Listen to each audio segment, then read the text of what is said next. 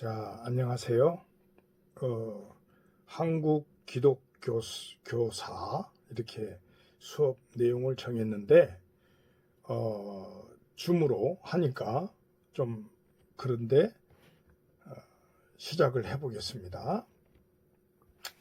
자, 우리 기독교사, 기독교회사 이렇게 약간 말이 틀린데 이걸 같은 의미로 사용할 수 있느냐 없느냐부터 시작을 하자면, 기독교사라는 것은 일반적으로 종교사나 문화사적 관심에서 기독교의 전례와 성장을 역사적으로 기술한 것이 기독교사고, 기독교회사는 교회의 신앙 고백을 전제로 교회에 대한 역사적인 관심뿐만 아니라 현재의 교회에 대한 관심까지를 포함해서 기술되는 것을 말하는데, 그렇다면 우리 과목에 기독교사라고 한 것은 일반 역사학자들에 의해서 기술될 수 있는 것입니다.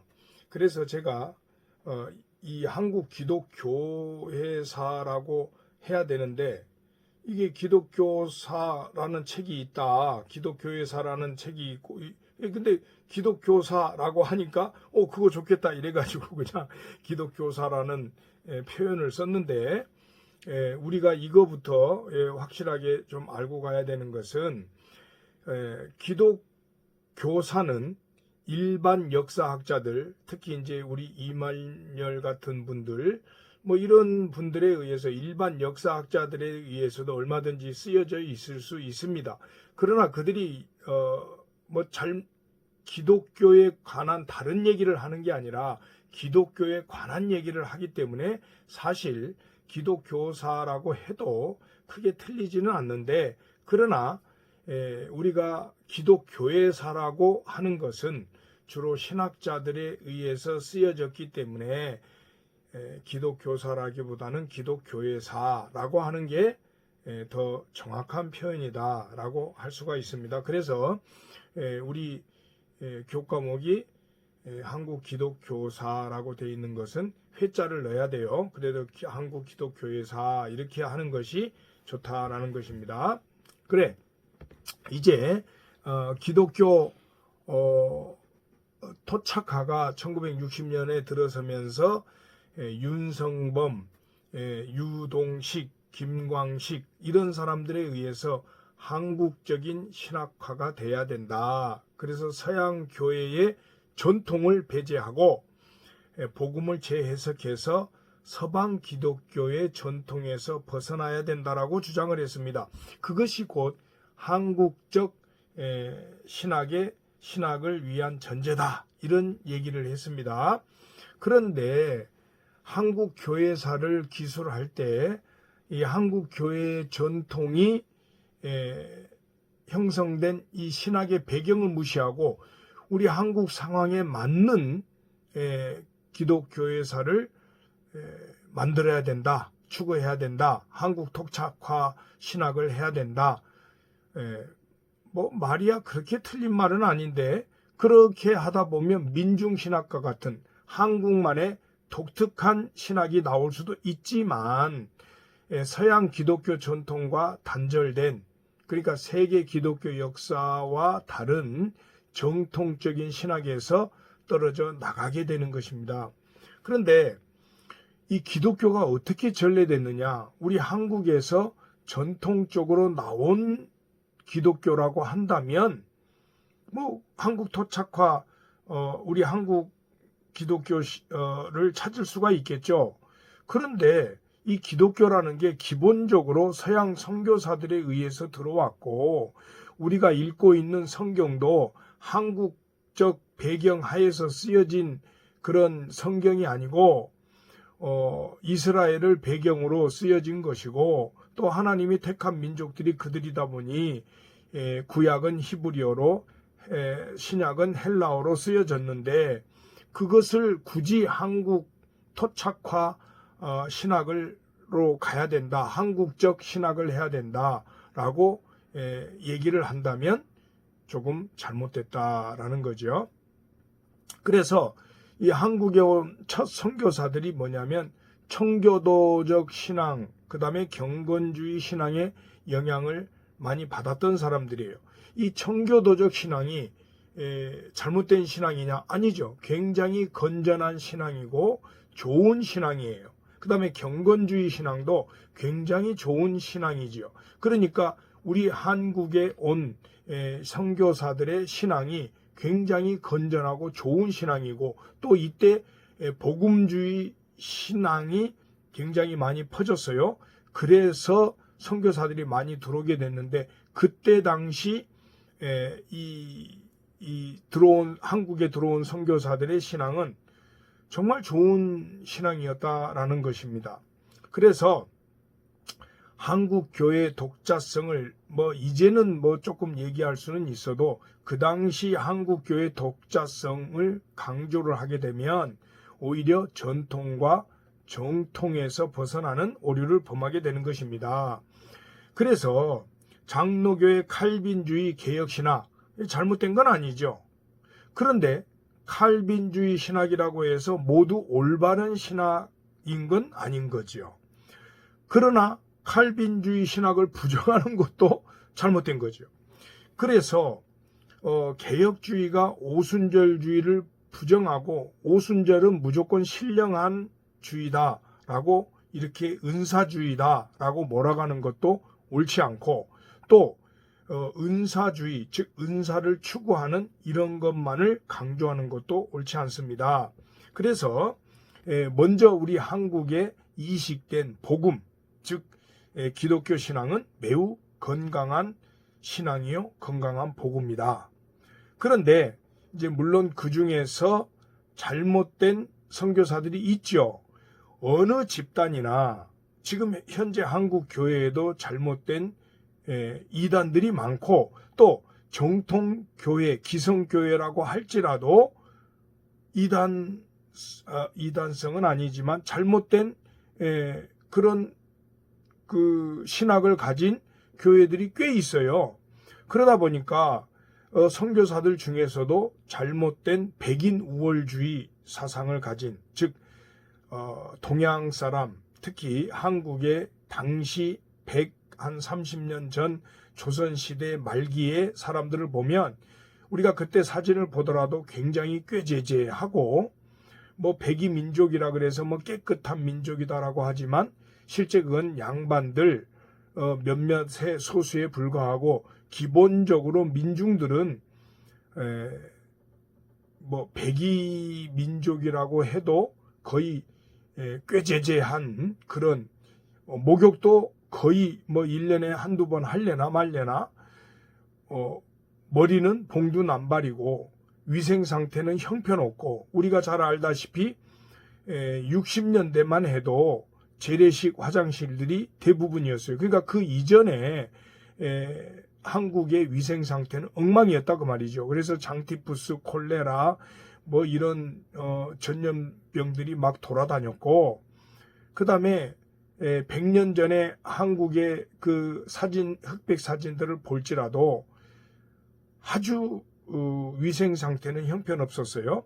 그러다 보니 선교사들 중에서 우리 서구 문화가 얼마나 동양에 비해서 우월한가, 이런 우월주의 의식에 사로잡힌 선교사들이 있었다는 거죠. 없을 수가 없어요.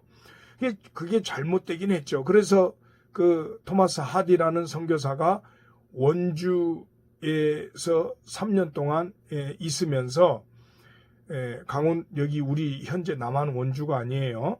원산, 저 북한의 원산, 거기에 있으면서 왜 나한테는 열매가 없느냐, 3년 동안 선교사로 왔지만 그러다가 내가 교만했구나, 또 우리 문화에 너무 우월 의식을 느꼈구나, 이렇게 해서 회개를 했다는 거죠. 그게 1903년이에요.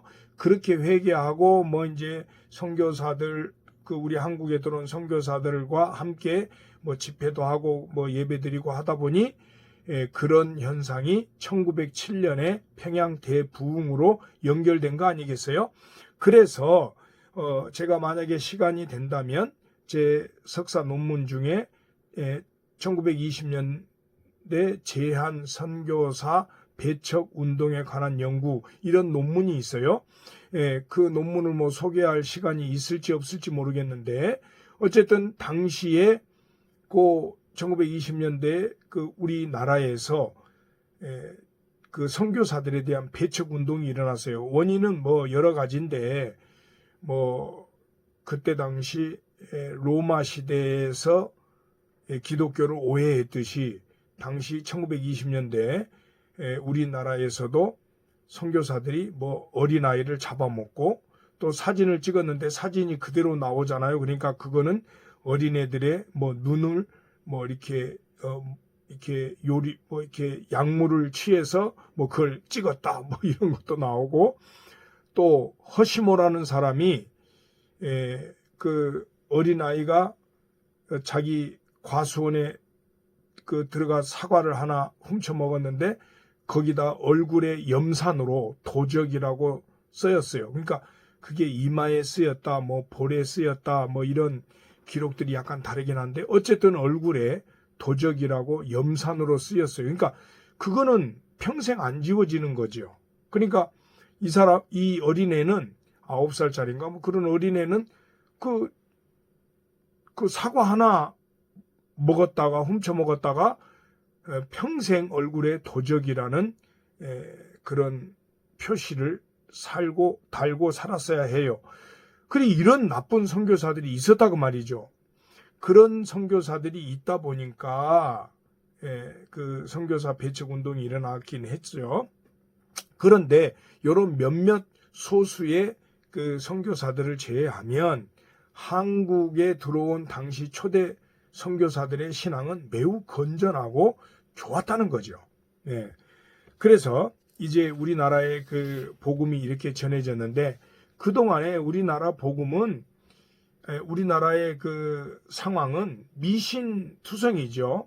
그 뭐 보통 여인들이 부엌에다가 정한수를 떠놓고 정한수라는 게 뭐예요? 그 아침 새벽에 우물에서 길어온 그 물 한 그릇을 떠놓고 뭐 비나이다 하면서 뭐 신이요 뭐 알지 못하는 신들이죠. 뭐 부엌 신도 있고 뭐 무슨 옛날에 큰 나무가 있으면 그 큰 나무에 가서 빌기도 하고 또 뭐 큰 바위가 있으면 그 바위에다 빌기도 하고 뭐 바다에 나가는 어부들은 용왕에게 빌었다잖아요. 근데 용왕이 어디 있어요? 바다에 사는 용왕이 어디 있어요? 요즘에야 뭐 다 알지만 그때는 용왕 신에게 빌고 뭐 요즘도 뭐 돼지 대가리 놓고 제사 지내는 토목 건축업자들이 많다고 해요. 요즘에도.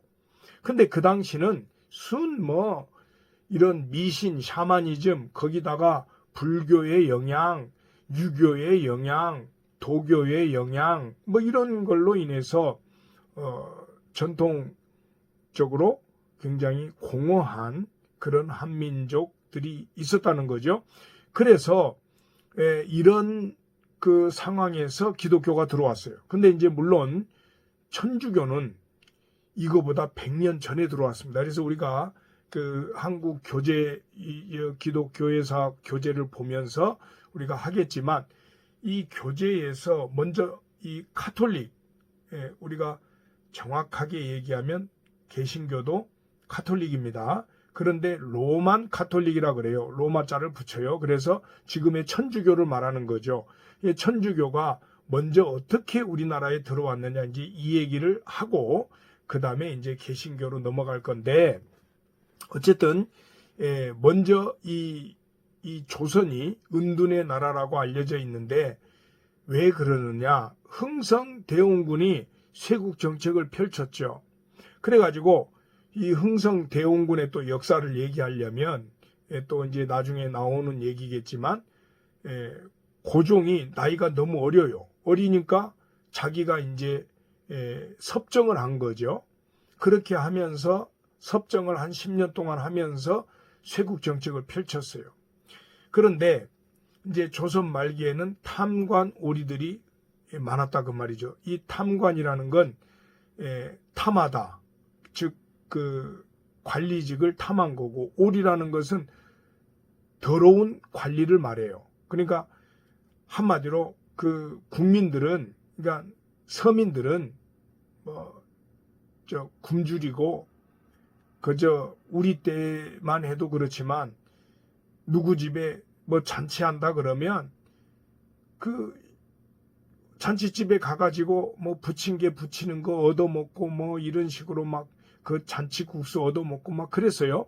그러니까 국민들이 잘 먹은 건 아니에요. 그리고 우리 때는 뭐 과자도 물론 많이 없었지만, 그리고 요즘에 보니까 그게 건강식이긴 한데, 기껏해야 뭐 옥수수, 뭐 감자, 고구마 이런 게 뭐 우리 간식이고 주식이고 뭐 그랬죠.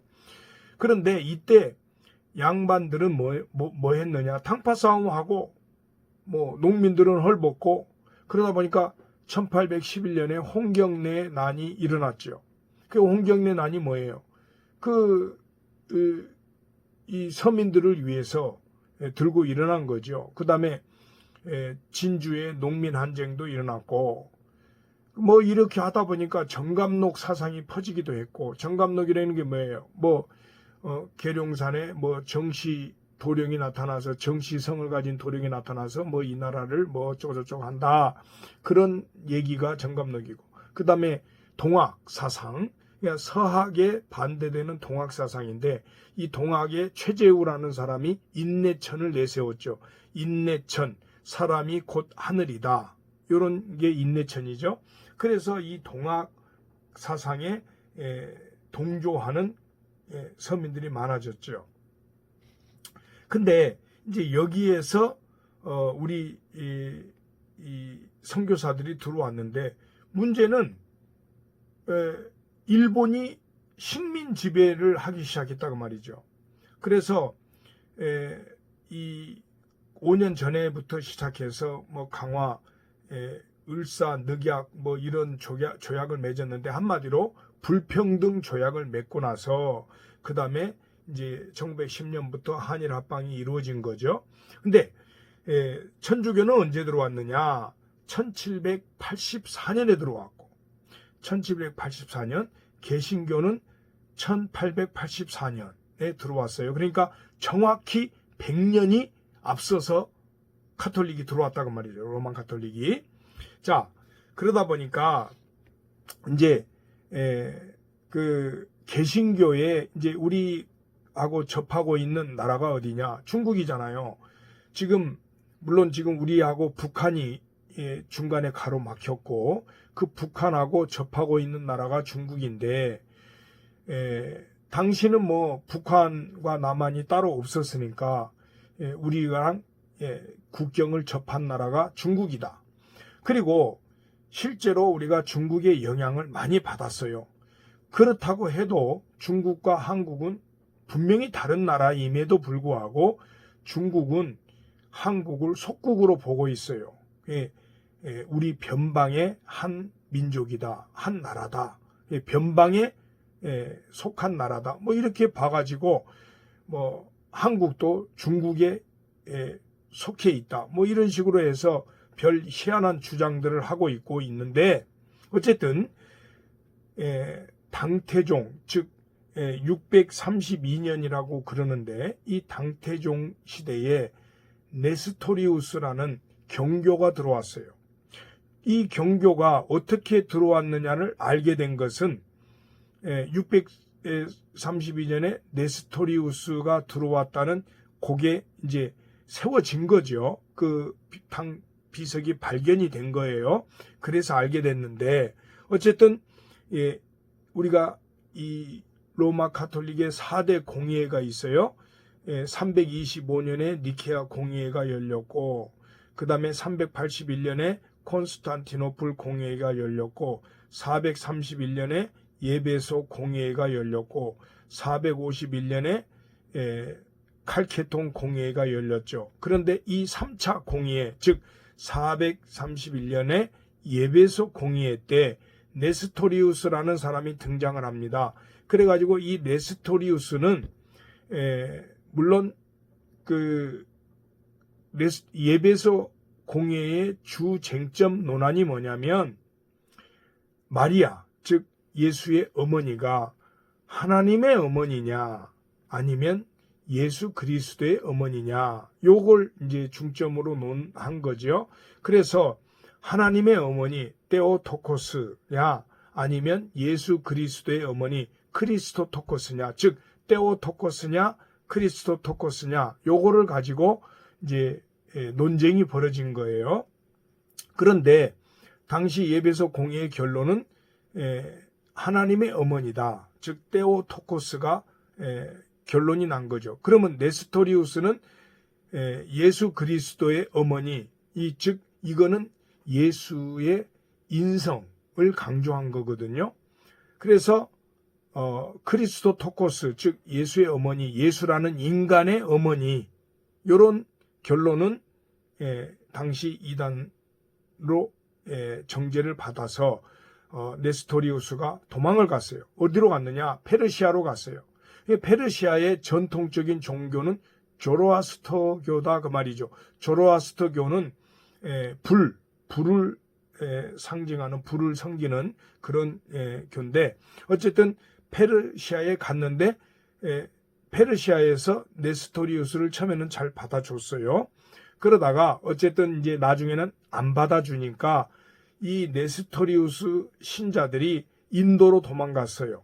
그 다음에 이제 인도에 일부 남고 인도에서 또 중국까지 간 사람들이 있다 그 말이죠. 요 중국에까지 간 요 네스토리우스 사람들이 기독교를 전파했어요, 중국에. 그런데 이때 사람이 누구냐? 당태종이라는 사람이에요. 이세민이라는 당 고조 둘째 아들인데, 이세민이가 첫째와 넷째를 죽이고, 자기가 둘째인데 첫째와 넷째를 죽이고 28세에 황제 자리, 즉 당태종이 된 사람이죠. 우리 조선시대 때도 이방원이라는 사람이, 이방원이가 누구예요? 태조, 이성계의 아들이죠. 그런데 이성계의 이 아들이 자기 형제들을 죽이고 자기가 세 번째 왕이 된 거잖아요. 태종, 태세 그러잖아요. 그래서 첫 번째 그러니까 정종을 죽이고 2년 동안만 하게 해요. 왜냐하면 자기가 직접 올라가면 안 되니까 허수아비로 2년 세우고 그 다음에 너 내려와 내가 한다 해서 이제 이방원이가 올라가고, 그 다음에 아들 이 세종대왕이 셋째 아들이에요. 그러니까 효령대군, 양녕대군, 세종. 근데 이 세종을 세웠죠. 어쨌든 이 당태종이 당나라를 세우면서 평생 한 7번 정도의 큰 전쟁을 했는데 져본 적이 없어요, 이 당태종이. 그런데 안시성, 우리 그 영화로도 나왔지만 이 안시성 전투에서 패하고 돌아갔어요. 이때 그 영화에 보면 이렇게 그 안시성 성주가 쏜 화살에 눈을 맞아가지고 눈 한쪽에 화살이 맞아서 그렇게 눈하나를 잃었다, 이렇게 나오는데 이건 정사에는 기록이 되지 않고 야사에 기록된 얘기인데, 어쨌든 이 당태종이라는 사람이 안시성, 우리나라 고구려 안시성 전투에서 패하고 퇴각하면서 얻은 병으로 51세 나이에 죽습니다. 그러면서 고구려를 침범하지 말라는 그 간언, 즉 방현령이라는 사람이 고구려를 침범하면 안 됩니다 라고 했는데 자기가 침공을 했다고 말이죠. 왜냐하면 7번의 전쟁에서 자기가 평생 전쟁에서 져본 적이 없어요. 그러니까 이까짓 거 고구려 이 조그만 나라 이거 우리가 이기지 못하겠나라고 막상 침공을 해보니까 안시성이 세게 나오거든요. 그래서 결국 패하고 돌아간 거죠. 그러면서 자기도 그 태자에게 고구려 침공을 하지 말라라고 유언을 남겼다고 해요. 그런데 요 당태종이 638년에 경교를 공식적으로 승인합니다. 그러면서 650년까지 이게 이제 이 이후로 한 200년간 이 개신교가 흥왕을 해요. 그러니까 참으로 중국의 이 개신교가 200년 동안 이때 당시 흥왕을 했다는 것은 놀라운 사실이죠.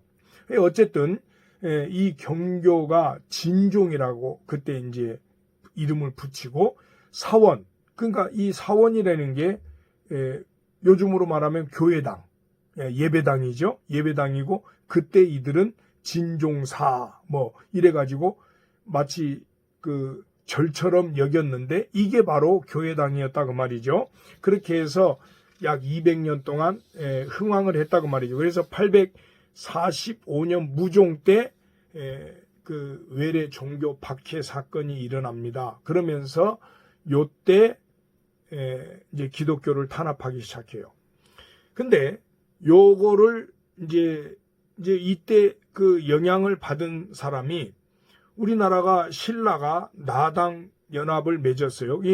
그때 신라는 힘이 별로 없었다고 말이죠. 그래서 고구려, 백제, 신라 이 삼국시대에 가장 힘이 좋은 나라가 고구려였고 그 다음에 백제, 그 다음에 신라인데 이 신라가 당나라와 연합을 했어요. 그래가지고 니네가 위에서 밀고 내려면 우리가 밑에서 올라가게 해가지고 결국 신라가 삼국을 통일한 것이잖아요. 그때 나당 연합을 맺었는데 이때 당나라에서 신라의 개신교가 접해지면서 들어온 게 아니냐. 그래가지고 숭실대, 지금도 숭실대 박물관에 돌 십자가가 있대요. 그 다음에 그 경주 불국사에서 이 조각품이 나왔는데 이제 물론 그 조각을 제가 이게 보니까 이게 불교의 그 뭐 약사 열애 뭐 그런 정도 여자 같은데 이게 아기 예수를 안고 있는 이제 예수를 뭐 아기를 안고 있어요. 그러니까 이게 아기 예수를 안고 있는 마리아 상이 아니냐 뭐 이런 식으로 얘기를 하고 뭐 또 석굴암에도 그런 흔적이 있다 이렇게 주장을 하기도 하는데 이때 이것이 우리나라로만 온 게 아니라 당시 중국을 침범했던 그 몽고에게도 이 개신교의 영향이 흘러갔다. 그래서 그 원나라 시대, 그 원나라면 우리 중국의 명나라가 망하기 직전의 원나라거든요. 그래서 이 원나라 시대, 그러니까 태종 이방원 요때 그 고려가 멸망할 때는 원나라가 득세를 했어요. 그런데 고려가 망하고 조선시대가 들어서면서 이제 우리가 원나라가 명나라에게 망했죠. 그리고 원나라가 위로 쫓겨 올라갔는데 이때 아리안 가교라는 그런 징기스칸의 아내, 즉 이 아리온 가교가 경교예요. 경교. 근데 징기스칸 아내가 경교 신자였다. 뭐 이런 얘기를 하고 있고 그래서 동방견문록 그걸 마르코 폴로라는 사람이 썼는데 요 마르코 폴로가 1275년에 원나라 쿠빌라이 칸에게 왔어요. 근데 이때 총애를 받았어요. 그래 궁궐에서 일했죠. 그래 오랫동안 마르코 폴로가 일을 했는데 이것도 아마 경교 덕분, 즉 개신교 그 가톨릭 덕분이 아니었냐. 로마 교황청의 사절로 왔으니까 아마도 가톨릭 덕분이 아니었냐라고 얘기를 하고 있습니다. 우리가 1517년까지는 그 개신교가 나오지 않았어요. 그러니까 이때 당시는 뭐 지금의 그 종교, 그 가톨릭이나 개신교냐 뭐 이런 구분이 없었기 때문에 상관이 없죠. 근데 자, 요거를 영국의 그 고고학자 골든 여사가 한반도에서 한 4년 동안 머물렀대요. 4년 동안 머물면서 이게 1917년이니까 일제가 항일 강제 합방을 한 지 한 7년 됐으니까 일제 시대에 들어온 거죠. 이 여자가. 그래가지고 금강산, 이때는 뭐 남북 통일이 다 돼 있었던 때니까 금강산에 장안사라고 갔는데 그 장안사에 모조비가 있더라 그 말이죠. 그 모조비가 뭐냐?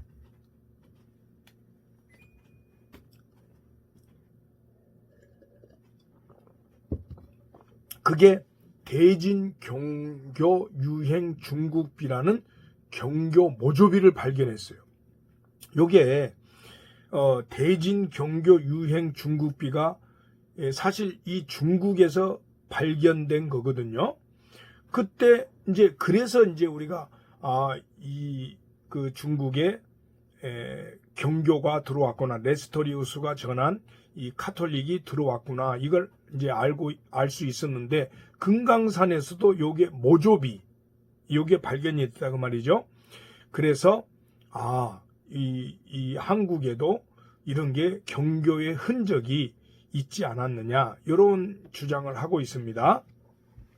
자, 그런데 일본, 그러니까 중국에도 그랬고 한국에도 뭐 이런 주장이 있고, 그럼 일본은 어떻게 됐느냐?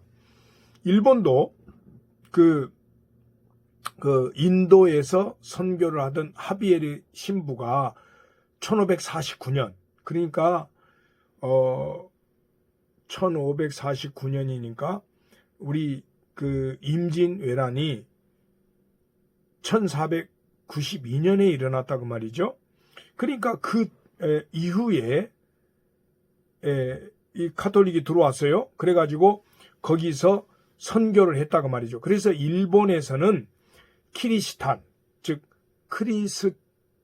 크리스천이라는 요 영어를 키리스탄 이렇게 발음한 거예요. 키리스탄이라 그래서 요 이름으로 약 20만 명의 개종자들이 있었다 그래요. 그런데 1492년은 콜럼부스가 아메리카를 발견해내고 임진왜란은 1592년이에요. 딱 100년 뒤에요. 그러니까 1592년에 임진왜란이 일어났는데 요때 토요토미 히데요시, 즉 일본말로 우리 한문으로 따지면 풍신수길, 일본말로 하면 토요토미 히데요시, 이 사람이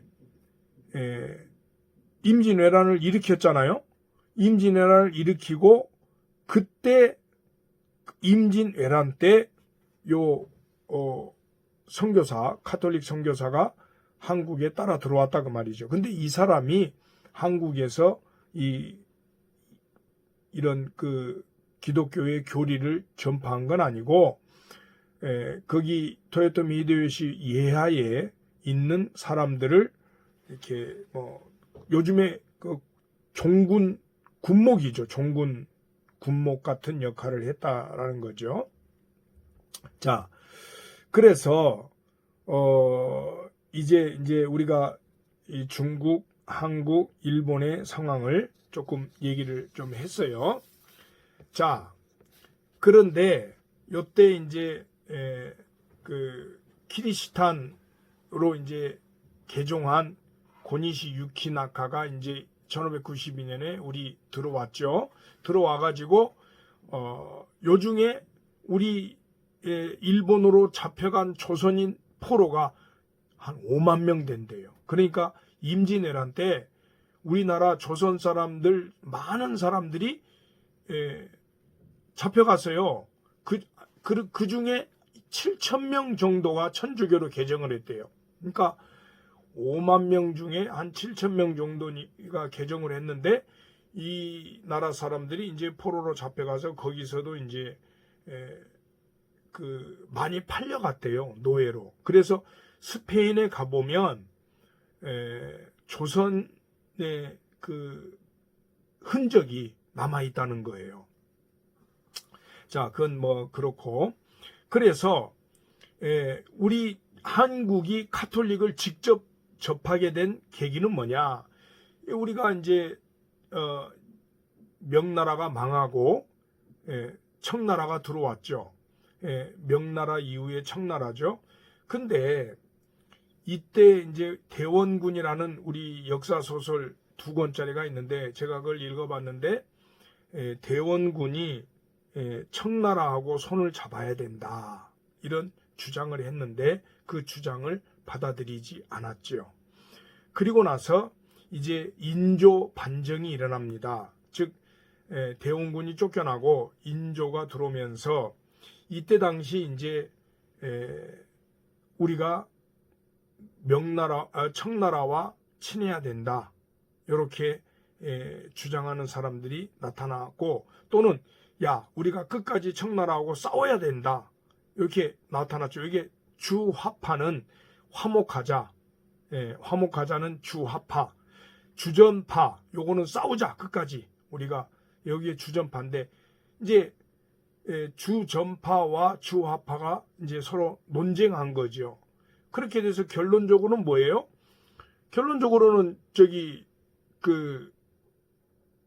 이제 남한산성으로 쫓겨가게 된 거잖아요. 인조 때. 그게 병자호란이에요. 그러니까 원래 인조가 이제 중국에서 침범을 할 때마다 도망간 곳이 강화도예요.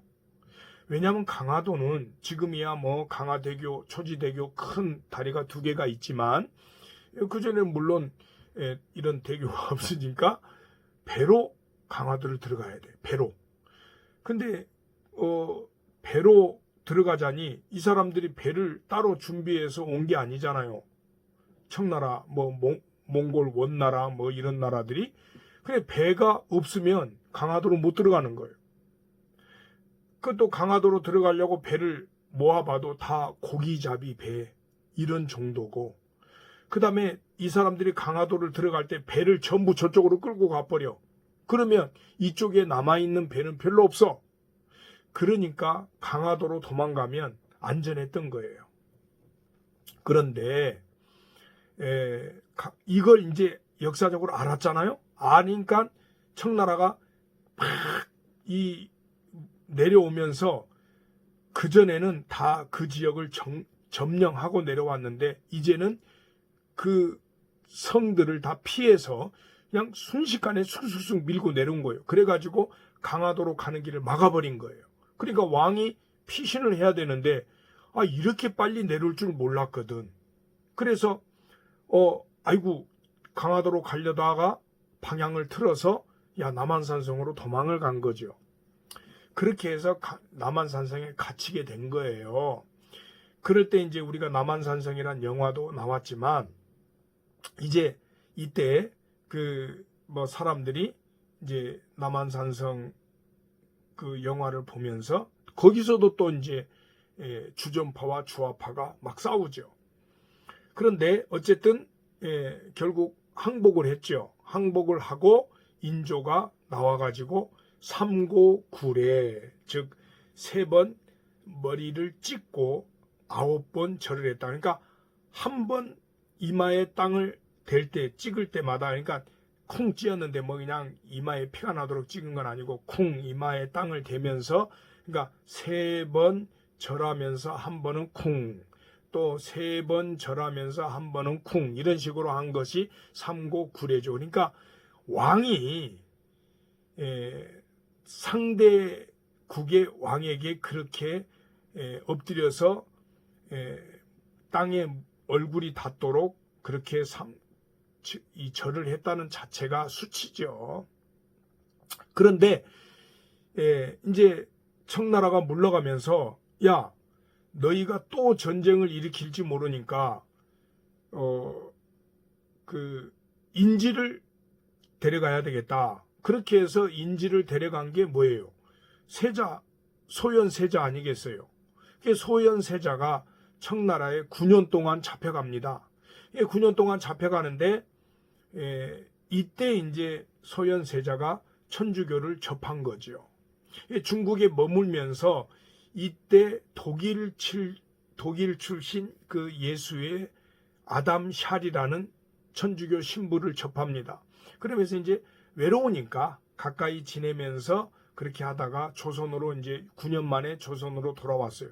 돌아와서 보니까 중국의 문물과 한국의 문물을 비교하게 되는 거죠. 우리가 외국 당시 지금이야 한국이 잘 살고 뭐 경제적으로 뭐 대국이 되고 군사적으로 강국이 되고 뭐 어쩌고저쩌고 해서 한국 K-팝 뭐 한국 문화 뭐 이런 게 있지만 당시 우리나라는 좀 이렇게 외국에서 물을 먹고 온 사람들이 상당히 우위에 섰던 나라잖아요.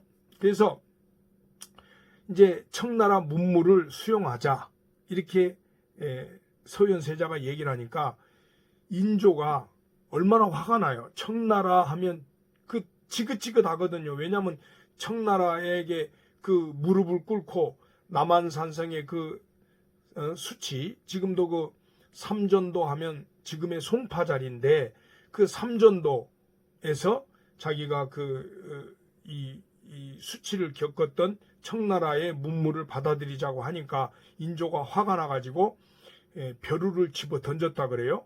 근데 벼루를 집어 던졌는데 하필 그게 소현세자의 머리에 맞아가지고 얼마 지나지 않아 죽었다고 그렇게 기록이 돼 있어요.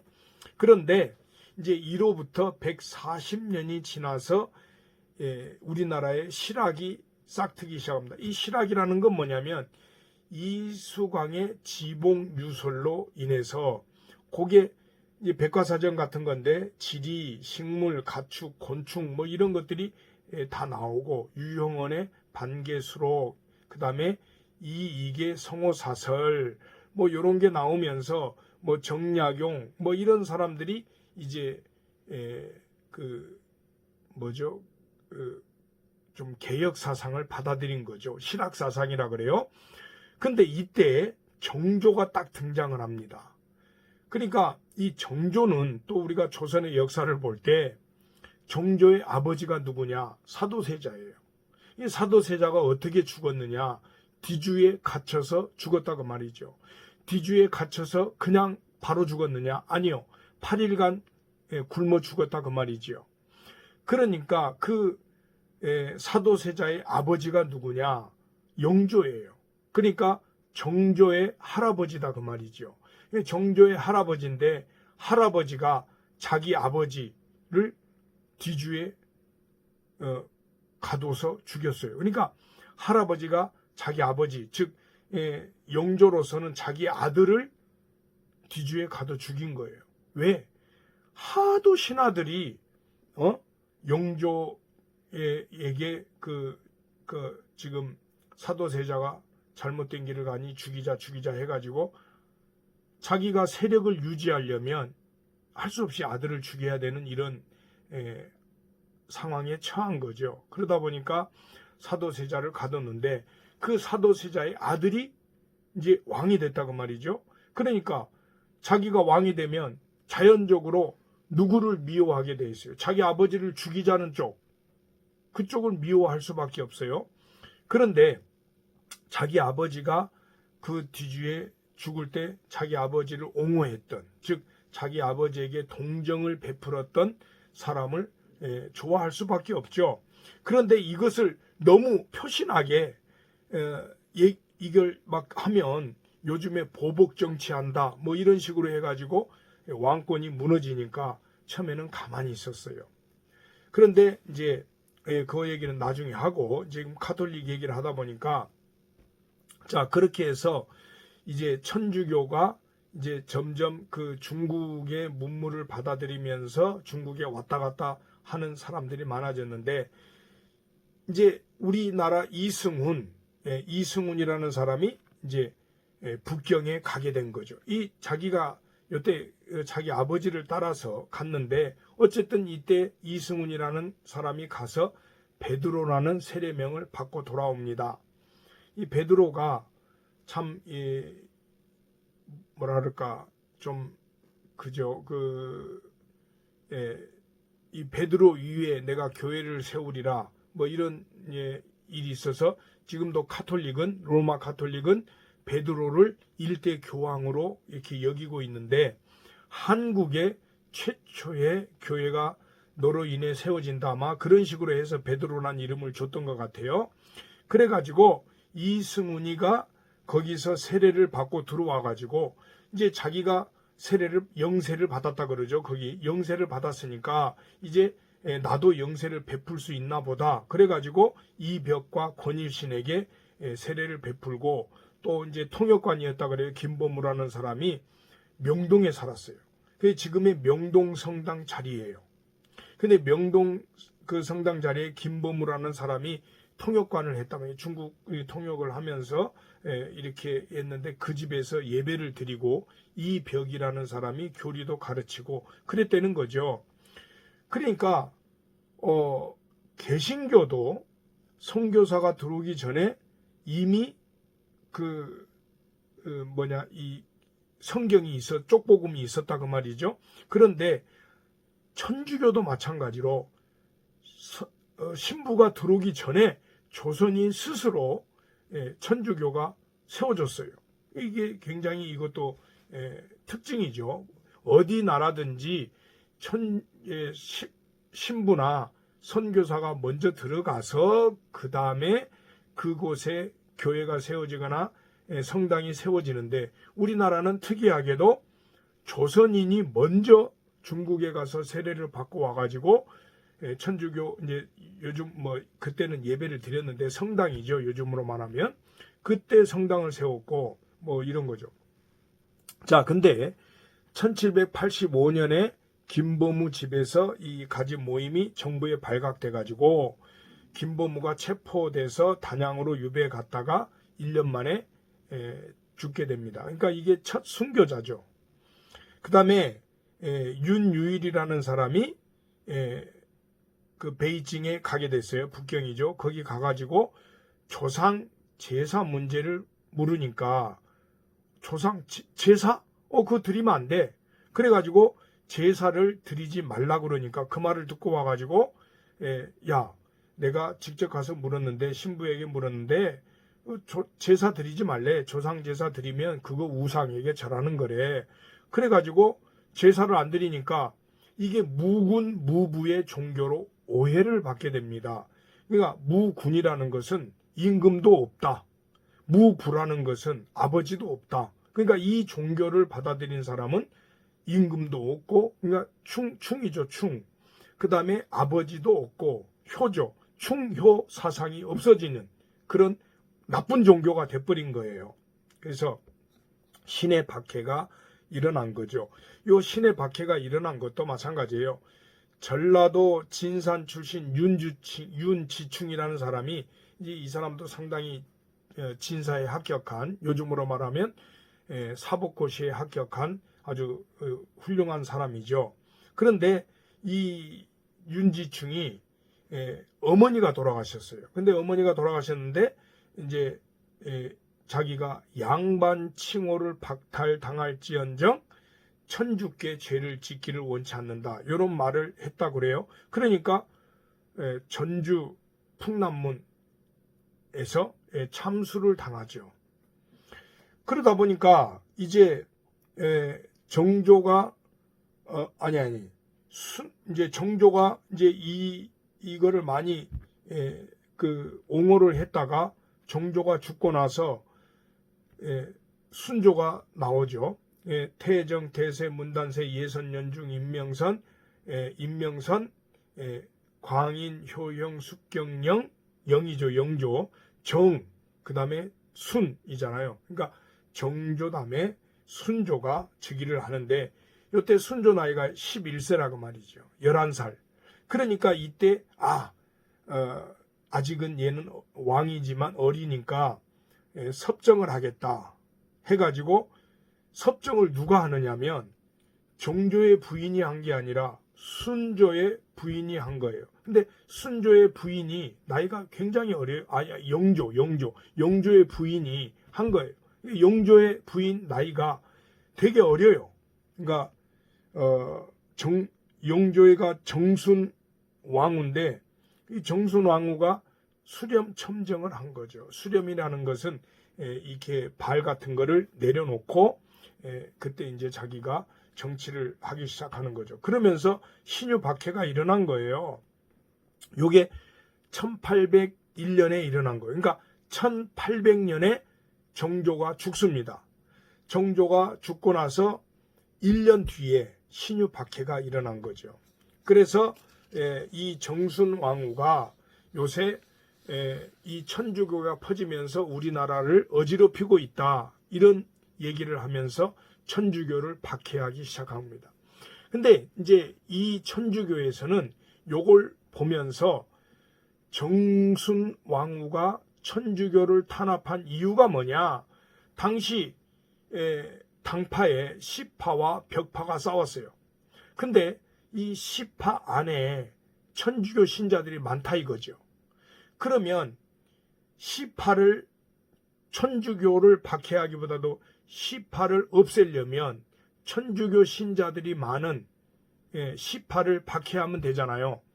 그리고 또 이 벽파의 우두머리가 누구냐면 자기 오빠야. 왕후의 오빠야. 정순 왕후. 그러니까 이 오빠가 김기주인데, 이 김기주가 사실은 정조 때 유배를 가가지고 죽었다고 말이죠. 그러니까 자기 오빠 편이 누구냐면 벽파요, 벽파. 그러니까 시파를 제거하려고 하다 보니 이 신유 박해가 일어난 거죠.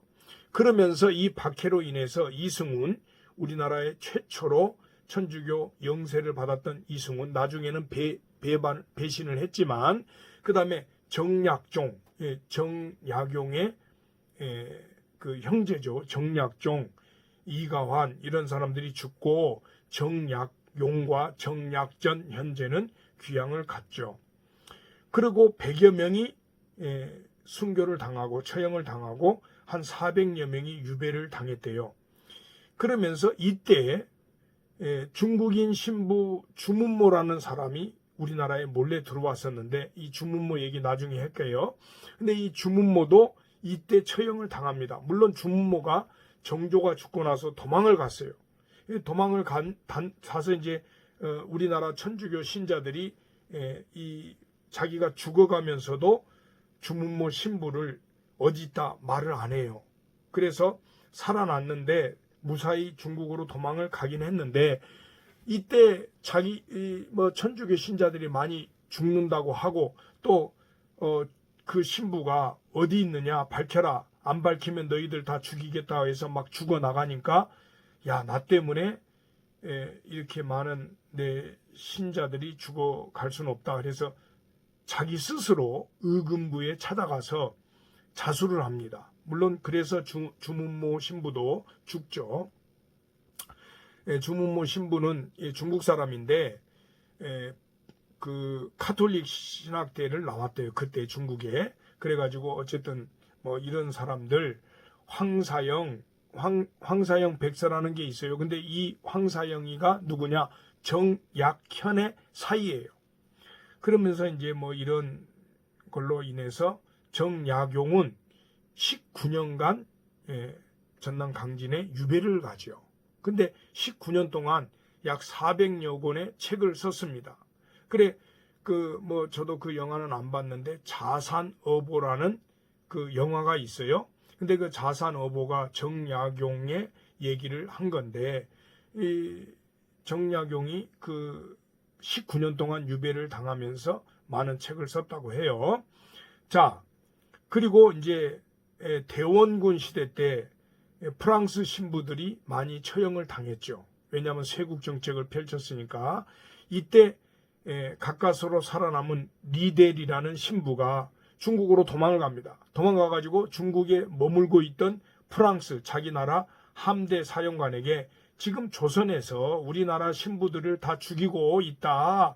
그러니까 우리가 이대로 당할 수 있냐? 가서 조선을 어떻게 좀 우리가 가만둘 수는 없다 하니까, 사령관, 그때 그 로즈 제독이라는 사람이, 그래? 그러면 우리가 조선을 좀 혼내주자 해가지고 7척의 군함을 이끌고 공격을 했어요. 근데 의외로 강하네요, 조선이. 그래서 할 수 없이 후퇴를 하다가, 사실 이들이 양화진까지 올라왔대요. 양화진이면 한강을 거슬러 올라왔어요. 그래서 거기까지 왔는데 이제 안 되니까 다시 물러가면서 강화도를 공격하고 그 다음에 물러갔죠.